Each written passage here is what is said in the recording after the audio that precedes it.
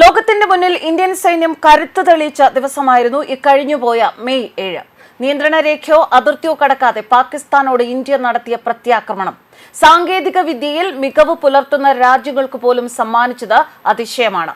തദ്ദേശീയമായി വികസിപ്പിച്ച യുദ്ധ ഉപകരണങ്ങളും യുദ്ധവിമാനങ്ങളും പ്രതിരോധ സംവിധാനങ്ങളും അടക്കം ചേർന്നുള്ള സാങ്കേതിക വിദ്യ. ഇതിൽ ഇന്ത്യയുടെ മുന്നേറ്റം വ്യക്തമാക്കുന്ന ദൗത്യമാണ് ഓപ്പറേഷൻ സിന്ദൂർ എന്ന് ഇന്ത്യ പറയുമ്പോൾ തന്നെ ഭാരതത്തിന്റെ സൈനിക കരുത്തിനൊപ്പം തിരശ്ശീലയ്ക്ക് പിന്നിൽ നിൽക്കുന്ന പ്രതിരോധ മേഖലയിലെ ഉന്നതരും അഭിനന്ദനം അർഹിക്കുകയാണ്.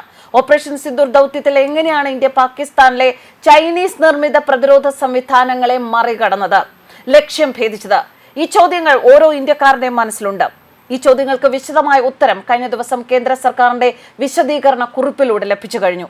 മേക്ക് ഇൻ ഇന്ത്യ സാങ്കേതിക വിദ്യ ഉപയോഗിച്ച് തദ്ദേശീയമായി രാജ്യത്ത് തന്നെ വികസിപ്പിച്ചെടുത്ത വ്യോമ പ്രതിരോധ സംവിധാനം. ഈ വ്യോമ പ്രതിരോധ സംവിധാനമാണ് പാകിസ്ഥാനെ ആ രാത്രിയിൽ വിറപ്പിച്ചത്. ഇന്ത്യൻ നഗരങ്ങളെയും സൈനിക താവളങ്ങളെയും ഉന്നമിട്ട് പാകിസ്ഥാൻ തൊടുത്തുവിട്ട PL-15 മിസൈലുകൾ, ബൈരക്തർ ഡ്രോണുകൾ, ഇത് എല്ലാം ഉൾപ്പെടുന്ന ചൈനീസ്, തുർക്കി ആയുധങ്ങൾ, ഇവയെ നിർവീര്യമാക്കിയ 23 മിനിറ്റുകൾ. ഓപ്പറേഷൻ സിന്ദൂർ ദൗത്യത്തിന്റെ കൂടുതൽ വിശദാംശങ്ങൾ കഴിഞ്ഞ ദിവസം കേന്ദ്രം പുറത്തുവിട്ടിരിക്കുകയാണ്. നിയന്ത്രണ രേഖയോ അതിർത്തിയോ കടക്കാതെയാണ് ഇന്ത്യ പ്രത്യാക്രമണം നടത്തിയത് എന്ന് കേന്ദ്ര സർക്കാർ വാർത്താക്കുറിപ്പിൽ വ്യക്തമാക്കിയിരിക്കുന്നു. പരമ്പരാഗത വ്യോമ പ്രതിരോധ സംവിധാനങ്ങളെ പെച്ചോറ മിസൈൽ, OSA-AK, LLAD എന്നീ ലോവർ എയർ ഡിഫൻസ് തോക്കുകൾ ഉപയോഗിച്ചുവെന്നും കേന്ദ്രം വ്യക്തമാക്കി. ഇന്ത്യയുടെ തീരമേഖലയും ഉത്തരമേഖലയും ഉപഗ്രഹങ്ങൾ ഉപയോഗിച്ച് നിരീക്ഷണം തുടരുന്നുവെന്നും വാർത്താക്കുറിപ്പിൽ വ്യക്തമാക്കിയിട്ടുണ്ട്. 10 ഉപഗ്രഹങ്ങളാണ് ഓപ്പറേഷൻ സിന്ദൂർ ദൗത്യം ആസൂത്രണം ചെയ്യാൻ ഉപയോഗിച്ചത്.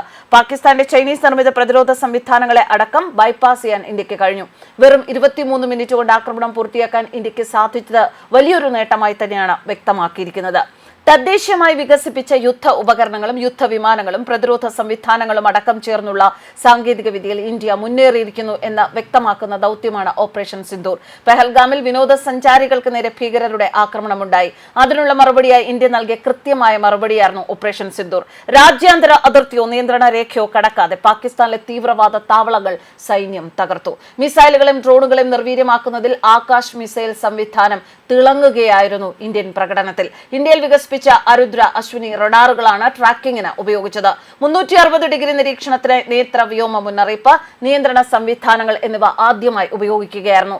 സർക്കാരിന്റെ തുടർച്ചയായ നിക്ഷേപത്തിലൂടെ കഴിഞ്ഞ ഒരു പതിറ്റാണ്ടിലേറെ കാലം കൊണ്ടാണ് ഈ സംവിധാനങ്ങൾ ചിട്ടപ്പെടുത്തിയെടുത്തത്. പ്രതിരോധ മേഖലയ്ക്ക് ധാരാളിത്തം കാണിക്കുന്നു എന്ന് പറയുന്നവർക്കെല്ലാം ഉള്ള ഒരു മറുപടിയായിരുന്നു ആ ദിവസത്തെ യുദ്ധോപകരണങ്ങളുടെ പെർഫോമൻസ് എന്ന് പറയുന്നത്.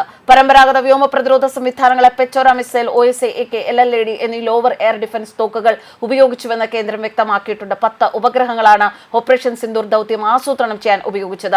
ചൈനീസ് മിസൈലുകളും തുർക്കി നിർമ്മിത ഡ്രോണുകളും വിവിധ ഇടങ്ങളിൽ നിന്ന് കണ്ടെടുത്തിരുന്നു. ഇക്കൂട്ടത്തിൽ PL-15 എയർ ടു എയർ മിസൈലുകൾ, തുർക്കി നിർമ്മിത UAV-കൾ, ആളില്ലാതെ പറക്കുന്ന വാഹനങ്ങളാണ് UAV-കൾ, ഒപ്പം ദീർഘദൂര റോക്കറ്റുകൾ എന്നിവയുടെ അവശിഷ്ടങ്ങളും കണ്ടെടുത്തിരുന്നു. വിദേശ നിർമ്മിത അത്യാധുനിക ആയുധങ്ങൾ ഉപയോഗിച്ച് മേൽക്കൈ നേടാനുള്ള പാക് ശ്രമം ഇന്ത്യയുടെ തദ്ദേശീയമായ വ്യോമ പ്രതിരോധ സംവിധാനങ്ങളും ഇലക്ട്രോണിക് യുദ്ധ ശൃംഖലകളും വിജയകരമായിട്ടാണ് ചെറുത്തത്.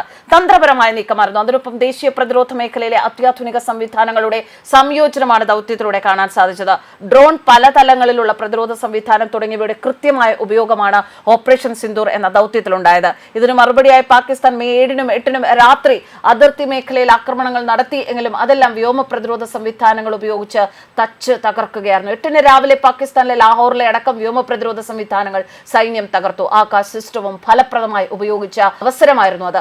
ഒന്നിലധികം ലക്ഷ്യങ്ങളിലേക്ക് അയക്കാൻ കഴിയുന്ന വ്യോമ പ്രതിരോധ മിസൈൽ സംവിധാനമാണ് ആകാശ്. സോവിയറ്റ് കാലഘട്ടത്തിലുള്ള പരമ്പരാഗത മിസൈൽ പ്രതിരോധ സംവിധാനമായ S-125 നെവ പെച്ചോര വ്യോമ പ്രതിരോധ സംവിധാനം കൂടുതൽ ആധുനികവൽക്കരിച്ച ശേഷമാണ് സൈന്യം ഫലപ്രദമായി ഉപയോഗിക്കുന്നത്. എന്തായാലും സൈനികർക്ക് മാത്രമല്ല, സൈന്യത്തിലെ എല്ലാ സംവിധാനങ്ങളും ഇത്രയും കുറ്റമറ്റതാക്കാൻ, അതുപോലെ പ്രതിരോധ മേഖലയെ ഇങ്ങനെ ഉറപ്പാർന്ന രീതിയിൽ ശക്തമായി രാജ്യത്തിന്റെ അതിർത്തി കാക്കാൻ, രാജ്യത്തിന്റെ സംരക്ഷണത്തിനു വേണ്ടി ഉപയോഗിക്കാൻ ഓരോ നിമിഷവും എന്തൊക്കെ ചെയ്യണമെന്ന് ആസൂത്രണം ചെയ്ത് അത് നടപ്പിലാക്കുന്ന രാജ്യത്തിന്റെ പ്രതിരോധ മേഖലയിലെ പ്രതിരോധ മന്ത്രിയടക്കം ഓരോ ഉന്നത ഉദ്യോഗസ്ഥരും ഇതിന് അഭിനന്ദനം അർഹിക്കുന്നുണ്ട്. അവർക്ക് അഭിമാനിക്കാം. ഒപ്പം നമുക്കും അഭിമാനിക്കാം ഇത്രയും കരുത്താർന്ന ഒരു പ്രതിരോധ മേഖല നമുക്ക് സ്വന്തമായതിൽ. News desk karmas.